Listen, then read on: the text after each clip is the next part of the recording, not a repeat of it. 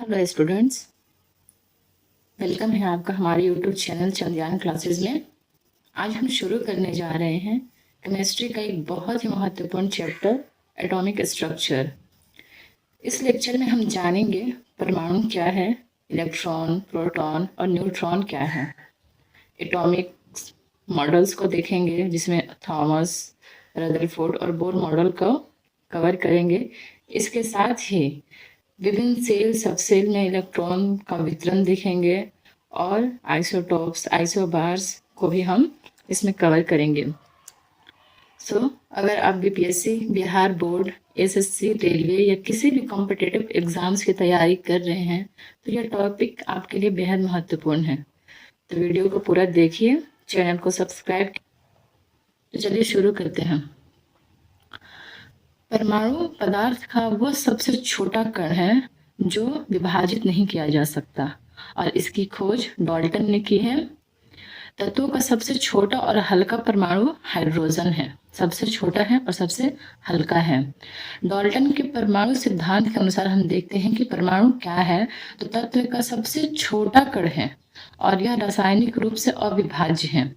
लेकिन फिर बाद के खोजों से यह पता चला कि परमाणु 3 छोटे छोटे कणों से मिलकर बना है जो इलेक्ट्रॉन, प्रोटॉन और न्यूट्रॉन कहलाते हैं। तो इसके बाद हम देखेंगे कि इलेक्ट्रॉन, प्रोटॉन और न्यूट्रॉन के बारे में कुछ पॉइंट्स को हम देखेंगे। तो नेक्स्ट स्टूडेंट्स, हम इलेक्ट्रॉन, प्रोटॉन और न्यूट्रॉन की विशेषताओं को देखेंगे। तो इलेक्ट्रॉन को देखते हैं कि इलेक्ट्रॉन की खोज जे थॉमसन ने की, प्रोटॉन की खोज ई गोल्डस्टीन और न्यूट्रॉन की जेम्स चैडविक ने किया। इलेक्ट्रॉन की खोज 1897 में हुई, प्रोटॉन की 1919 में और न्यूट्रॉन की खोज 1932 में हुई। सूत्र के रूप में देखते हैं कि फॉर्मूला के रूप में इलेक्ट्रॉन को कैसे इंडिकेट किया जाता है। तो माइनस ये ऋण आवेशित होता है, इस वजह से 1e0 प्रोटॉन को 1e1 और न्यूट्रॉन को 0n1। प्रकृति देखते हैं कि इसका आवेश कैसा होता है। तो इलेक्ट्रॉन पे ऋण आवेशित होता है, प्रोटॉन पे धन आवेशित होता है और न्यूट्रॉन उदासीन होता है। आवेश इलेक्ट्रॉन का माइनस, ये इसका ऋण आवेशित होने की वजह से इसको माइनस दिया जाता है, -1.6 गुने 10 के पावर -19 कूलम।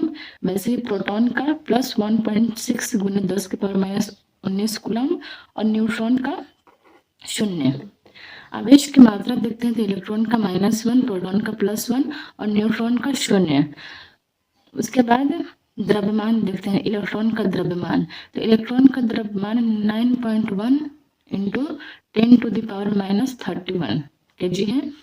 हम पूरा पॉइंट के बाद एक नंबर याद रखें तो काफ़ी है, एग्जाम में इससे अनुमान लगाया जा सकता है, पूरा इतना मान याद करने की ज़रूरत नहीं है। तो देखते हैं प्रोटॉन का द्रव्यमान। तो प्रोटॉन का द्रव्यमान 1.67 ×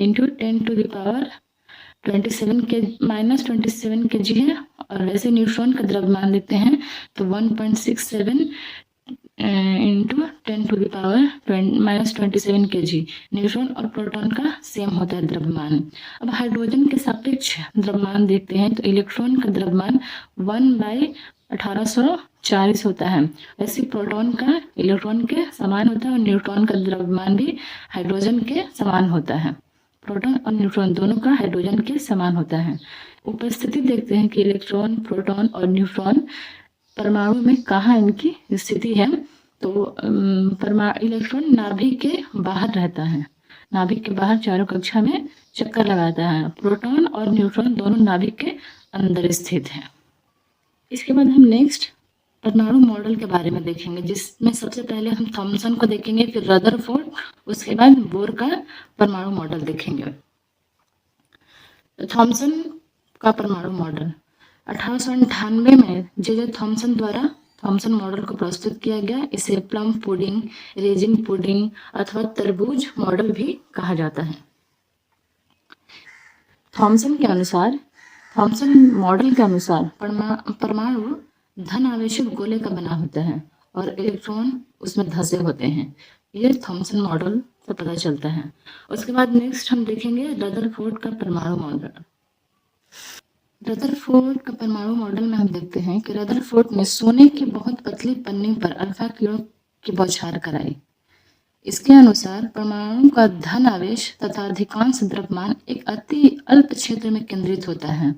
अब परमाणु के इस अति अल्प भाग को रदरफोर्ड ने नाभिक नाम दिया, जहां नाभिक के चारों ओर इलेक्ट्रॉन वृत्ताकार पथों में बहुत तेजी से गमन करते हैं, उन्हें कक्षा कहा जाता है। नाभिक के चारों ओर इलेक्ट्रॉन जिन वृत्ताकार पथों पे गमन करता है, उन्हें कक्षा कहा जाता है। इलेक्ट्रॉन और नाभिक आपस में आकर्षण के स्थिर वैद्युत बलों के द्वारा बंधित होते हैं। नाभिक का आकार परमाणु के आकार की तुलना में काफी कम होता है। यह रदरफोर्ड के परमाणु मॉडल से पता चलता है। इस मॉडल में हमें सबसे पहले नाभिक के बारे में बताया गया है, जिसमें बताया गया है कि परमाणु का धन आवेश तथा अधिकांश द्रव्यमान एक अति अल्प क्षेत्र में केंद्रित होता है और इस अति अल्प भाग को नाभिक कहा रदरफोर्ड ने। उसके बाद सेकंड, नाभिक के चारों ओर इलेक्ट्रॉन वृत्ताकार पथों में बहुत तेजी से गमन करते हैं, जिन्हें कक्षा कहा जाता है। उसके बाद इलेक्ट्रॉन और नाभिक आपस में आकर्षण के स्थिर वैद्युत बलों के द्वारा बंधित होते हैं। और फिर बताया गया कि नाभिक का आकार परमाणु के आकार की तुलना में काफी कम होता है। तो यह रदरफोर्ड के परमाणु मॉडल से 4 बातें हमें मिला। नाभिक क्या है, कक्षा क्या है, इलेक्ट्रॉन और नाभिक के बीच में कैसा आकर्षण बल यूज होता है, और उसके बाद नाभिक का आकार पता चला, नाभिक और परमाणु का आकार। अब रदरफोर्ड की कुछ कमियां हैं, तो उन कमियों को हम देखेंगे। अब रदरफोर्ड की कमियों को देखते हैं, जैसे कि वृत्तीय मार्ग में चक्कर लगाते हुए इलेक्ट्रॉन का स्थायी होना संभव नहीं है, क्योंकि कोई भी आवेशित कण गोलाकार कक्षा में त्वरित होती है और त्वरण के दौरान आवेशित कणों से ऊर्जा का विकिरण होता है। इस प्रकार अस्थायी कक्ष में घूमता इलेक्ट्रॉन अपनी ऊर्जा विकृत करेगा और नाभिक से टकरा जाएगा। यदि ऐसा होता है तो परमाणु अस्थायी होते, जबकि हम जानते हैं कि परमाणु अस्थायी होते हैं। तो इससे रदरफोर्ड का ये मॉडल की कमियां, रदरफोर्ड के मॉडल की ये कमियां हैं। इसके बाद हम देखते हैं बोर का परमाणु। बोर का कहना है कि इलेक्ट्रॉन केवल कुछ निश्चित कक्षाओं में चक्कर लगा सकते हैं, जिन्हें इलेक्ट्रॉन की विविक्त कक्षा कहते हैं। जब इलेक्ट्रॉन एक विविक्त कक्षा में चक्कर लगाते हैं तो उनकी ऊर्जा का विकिरण नहीं होता है। इन कक्षाओं या कोशों को ऊर्जा स्तर कहते हैं। ये कक्षाएं KLMN या संख्याएं 1, 2, 3 के द्वारा भी व्यक्त की जाती हैं। उसके बाद हम देखते हैं परमाणु का अभिलक्षण, जिसमें हम परमाणु संख्या और द्रव्यमान संख्या या परमाणु द्रव्यमान के बारे में जानेंगे। परमाणु संख्या वो है, परमाणु संख्या किसे कहते हैं, तो परमाणु के नाभिक में प्रोटॉनों की संख्या या उदासीन परमाणु में इलेक्ट्रॉनों की संख्या को ही परमाणु संख्या बोलते हैं। सेम वैसे ही द्रव्यमान संख्या के बारे में देखते हैं, तो नाभिक में प्रोटॉनों की संख्या और न्यूट्रॉनों की संख्या के योगफल को द्रव्यमान संख्या या परमाणु द्रव्यमान कहते हैं। अब देखते हैं कि नाभिक में इलेक्ट्रॉन, प्रोटॉन और न्यूट्रॉन की क्या व्यवस्था है। इसको हम इस फिगर के माध्यम से समझ सकते हैं। ये नाभिक है, इसमें न्यूट्रॉन और प्रोटॉन है। न्यूट्रॉन उदासीन है और प्रोटॉन धनावेशित है, तो धन प्लस यहाँ दिया गया है इलेक्ट्रॉन, ये इलेक्ट्रॉन का पथ है। अब हम नेक्स्ट देखते हैं परमाणु के संरचनात्मक लक्षण, जिसमें हम शेल, सबशेल, ऑर्बिट को देखेंगे। तो शेल या कोश, तो विभिन्न तथा निश्चित ऊर्जाओं वाले वृत्ताकार पथ जिनमें इलेक्ट्रॉन घूमते हैं उन्हें कोश कहते हैं। इन्हें KLMN आदि द्वारा निरूपित किया जाता है। उसी प्रकार उपकोश, सब शेल को देखते हैं, तो प्रत्येक कोश या कक्षा एक या अधिक उपकोशों से मिलकर बनी होती है। कक्षा को देखते हैं तो किसी परमाणु के नाभिक के चारों ओर त्रिविम का वह क्षेत्र जिसमें इलेक्ट्रॉन के पाए जाने की प्रायिकता सर्वाधिक होती है, कक्षा कहलाती है। इन्हें SPDF से निरूपित करते हैं। हम नेक्स्ट देखेंगे कि विभिन्न कोशों में इलेक्ट्रॉन का वितरण कैसे किया जाता है। तो इसके लिए बोर-बरी मॉडल का उपयोग किया जाता है। इस नियम के अनुसार किसी कक्षा में उपस्थित अधिकतम इलेक्ट्रॉनों की संख्या को सूत्र 2n² से दर्शाया जाता है।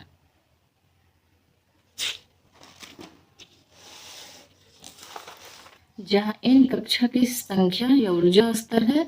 तो देखते हैं कि विभिन्न कक्षा में इलेक्ट्रॉन की संख्या कितनी, अधिकतम संख्या कितनी होती है। तो पहले कक्षा या एक के कोश में हम देखते हैं कि इलेक्ट्रॉन अधिकतम 2 होगी। दूसरी कक्षा में एल कोश में देखते हैं तो 8 इलेक्ट्रॉन होगी। वैसे तीसरी कक्षा में इस फॉर्मूला से 2n² से देखते हैं तो 18 और चौथे में 32 इलेक्ट्रॉन की अधिकतम संख्या होगी। सबसे बाहरी कोश में इलेक्ट्रॉनों की अधिकतम संख्या 2 हो सकती है। किसी परमाणु के दिए गए कोश में इलेक्ट्रॉन तब तक स्थान नहीं लेते हैं जब तक उससे पहले वाले भीतरी कक्ष पूर्ण रूप से भर नहीं जाते। इससे स्पष्ट होता है कि कक्षाएं क्रमानुसार भरती हैं। अब हम देखेंगे कि शेल, सब शेल और ऑर्बिट को देखेंगे और इलेक्ट्रॉन की अधिकतम संख्या को इसमें देखेंगे कि किस सेल में कितने इलेक्ट्रॉन होते हैं। के शेल में हम देखते हैं कि इसमें सब सेल कोश एस होता है, ऑर्बिट 1 और नंबर ऑफ इलेक्ट्रॉन 2 है। एल शेल में सब सेल एस और पी होगा और इसमें इलेक्ट्रॉन का संख्या 8 होगा मैक्सिमम। उसके बाद एम में देखते हैं तो एम में सब सेल एस पी और डी होगा, इसमें टोटल इलेक्ट्रॉन 18 होगा। एन में देखते हैं तो इसमें सब शेल एस पी डी और एफ होगा और इसमें नंबर ऑफ इलेक्ट्रॉन 32 है। ओ में सब सेल एस पी डी और एफ है और इसका नंबर ऑफ इलेक्ट्रॉन 32 है।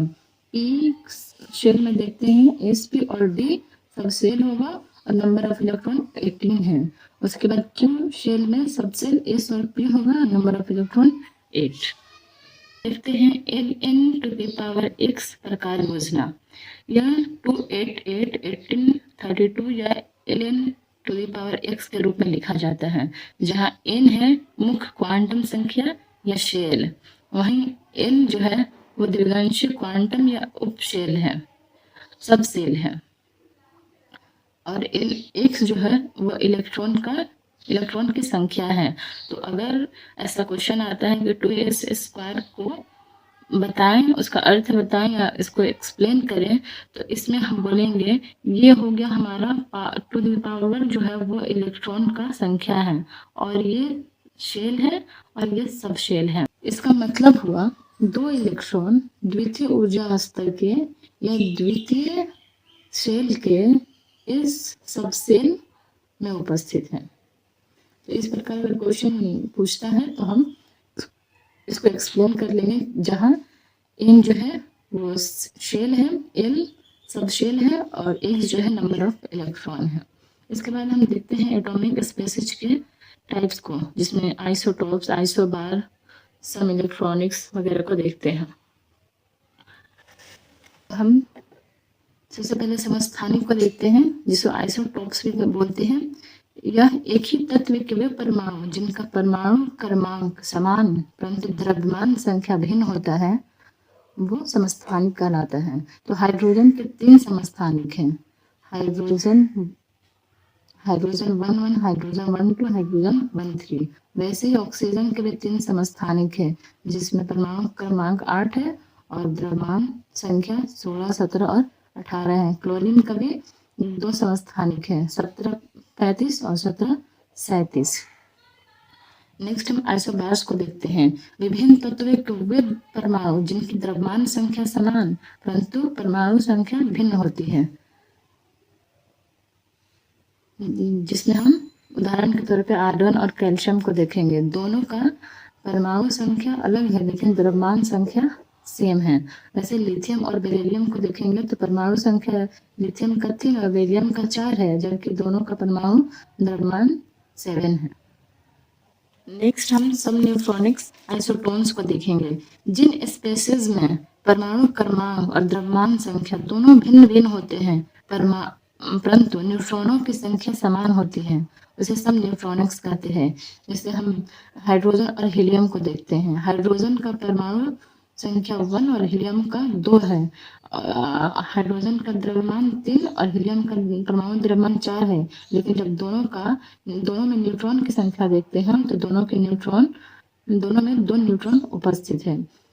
उसके बाद हम सब इलेक्ट्रॉनिक्स को देखते हैं। जिन स्पेसीज में इलेक्ट्रॉनों की संख्या समान होती है, तो इसमें phosphorus iron, nickel, sodium ion और मैग्नीशियम आयन प्रत्येक में देखते हैं तो 10 इलेक्ट्रॉन उपस्थित हैं। फ्रेंड्स, आज के इस लेक्चर में हमने एटॉमिक स्ट्रक्चर के महत्वपूर्ण कॉन्सेप्ट को समझा। उम्मीद है कि यह वीडियो आपको पसंद आया होगा और टॉपिक अच्छे से क्लियर हो गया होगा। अगर वीडियो हेल्पफुल लगा हो तो इसे लाइक करें, दोस्तों के साथ शेयर करें और चंद्रयान क्लासेस को सब्सक्राइब ज़रूर करें। मिलते हैं अगले लेक्चर में एक नए टॉपिक के साथ। Thank you.